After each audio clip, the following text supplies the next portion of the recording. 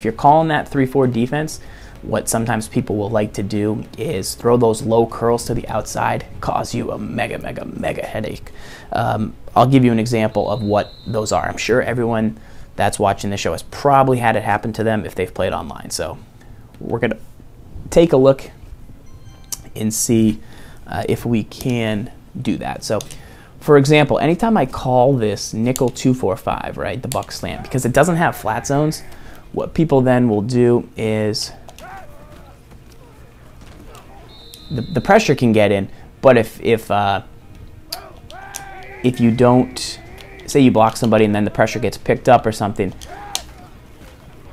tough blitz to block, they just do that. And then sometimes they cut up field and are able to curl, so that can be pretty difficult. But the way I would stop that, if I was in 3-4, how I do stop it in 3-4 is I drop a flat zone. Let me just get that going. So once again, low curl to the outside is the headache. And I've actually had a lot of interceptions on mutt lunches with this tactic. So I drop a flat. And this does a pretty good job. What I will do is I'll press triangle, right stick up, and then I'll pass commit. And that usually gets the flat to drop to there. So that's how I would stop it.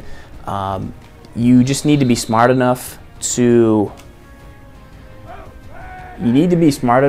know when to make the adjustment. I understand you can't have a flat zone every time because it messes with your blitzes, or and it's tough to use and get all the way out there. So you've got to balance it.